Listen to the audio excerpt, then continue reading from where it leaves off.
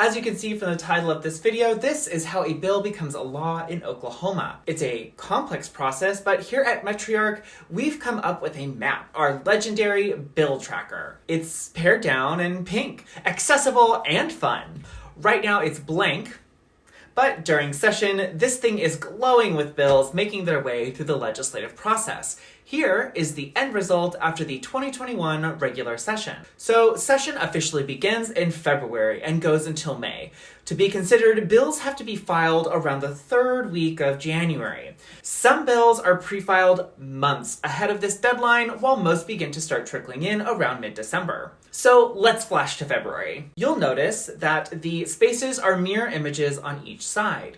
That's because the House and the Senate have relatively the same basic process. Step 1 is introduction. This is where bills enter the legislative process and receive a number, such as Senate Bill 10 or House Bill 1000, SB 10 or HB 1000 for short. The fancy term for this is called first reading because the bill's title is read out loud for the first time. Moving forward, bills are assigned and eligible for committee hearing. Nearly all introduced bills get assigned to a committee, but what's a committee? A committee is a group of legislators who hear, approve, and fail bills on a specific topic.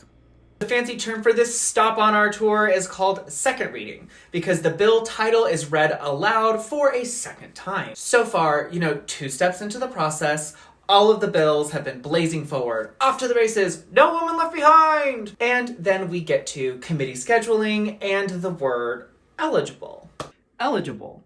Satisfying the appropriate conditions, meeting qualifications. Assignment and eligibility does not guarantee a hearing, and without a hearing, the bill gets stuck. A bill can't get a vote to move forward if it's not voted on at all. What bills are heard are set by the committee chairs. If they don't want a bill to keep moving, they simply don't have to schedule it. Bills not heard are left to wither on the vine. Wither on the vine is a weird term, right? Well, it's actually a pretty standard phrase in the world of legislation watching. Imagine a strawberry. It blossoms, enjoys the sunlight, grows into a nice plump piece of fruit, ripe for the picking. But what happens when it's not picked? It slowly gets sadder and sadder and lonelier, and eventually withers away and decays. Replace strawberry with bill and you've got yourself an analogy. Bills that aren't left to wither and are heard get a pass or fail vote. Pass, sometimes called do pass, moves forward, and failure kills the bill, sometimes called do not pass. A failed bill is dead, which is different from a bill that is left to wither. But how are they different? Carryover.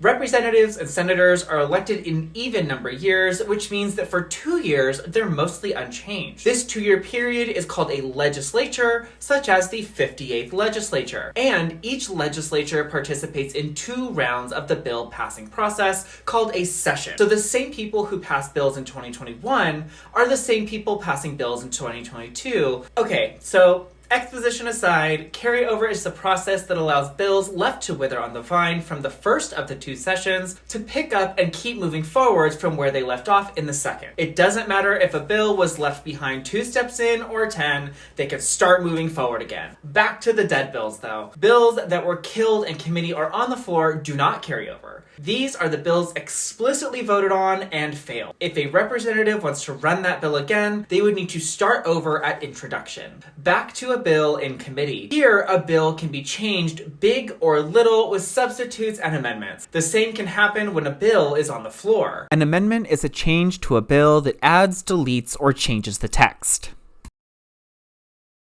A committee or floor substitute replaces the entire text of the bill with new text while keeping the same bill number.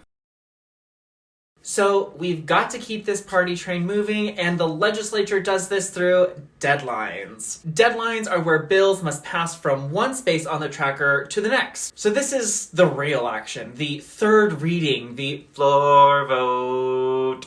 On the tracker, this is the space here, eligible to be heard on the floor, and ooh, there's that word eligible again. The floor is where all the representatives in the chamber vote on a bill and proposed amendments, if there are any. They can be voted up, down, amended, substituted, or ultimately left to wither on the vine. Here, representatives debate by going back and forth, asking questions of the author. Bills given a pass vote graduate to engrossed, which essentially means done with this house. So You know that giant slide in Chutes and Ladders that takes you from like the top row to like the bottom? Imagine that's what happens after a bill passes the floor of the house it started in, but that's the actual goal. That's what happens in the legislature, shown with this nice little infinity sign. So, are you ready for round 2?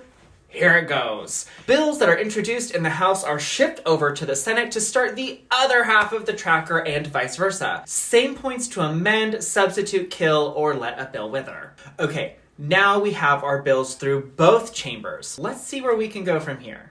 So there are 3 ways a bill can go through the legislature and make its way to the governor. For this sake, we're going to start over here in the Senate, but, if it happened in the House, it'd be relatively the same procedure. All bills start in the introduced phase. Then they're going to go through the process and end up at engrossed. It jumps over to the House, where it goes all the way down to engrossed as well, and they pass the same version in the Senate. So now we have Bill A, and since they match, it can go to the governor. Only bills that match can keep going forward to the governor. If they don't match, well, I'm going to talk about that in just a second. So let's say a bill that passes the Senate gets changed in the House. Well, they no longer match, which means they can't get sent to the governor. So in that instance, we're going to start at introduced, go all the way down to engrossed, go over to the House, and here at committee, let's say that it gets changed to B.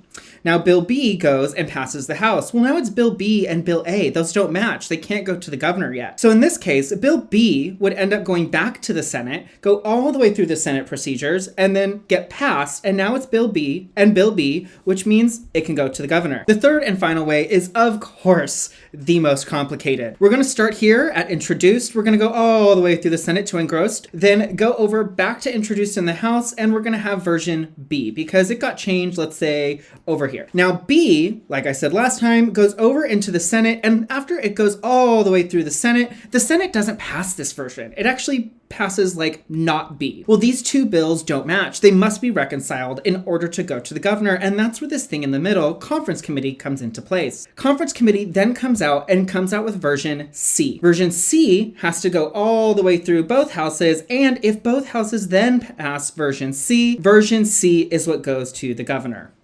Conference committee. In conference committee, differences in House and Senate bill versions are negotiated and a new version is born. That's the legislature, folks. Now, our bills start their trek towards the governor's desk. First step is enrolled, and much like how engrossed means done with this house, enrolled means done with both houses. Then a bill is sent to the governor who can approve or veto bills. Approval means yes, the bill can become a law, and a veto means the opposite, which a bill cannot become a law. Okay, so I lied a little. The legislature can step forward one last time in this process, and this is literally the last step in the whole shebang. The legislature can override a veto with a supermajority vote. If the governor says no, the legislature can step in and reverse that decision. That's it! I promise, that's it! That's how a bill is passed in Oklahoma. I want to thank you for sticking it out with me, and if you found this helpful, send it around to your friends, family, and coworkers. You can find the tracker, bill summaries, and a legislative glossary at metriarchok.org. We are an Oklahoma women's health policy research and data collaborative, and our mission is to make all of this stuff as easy to understand as possible. See you in December!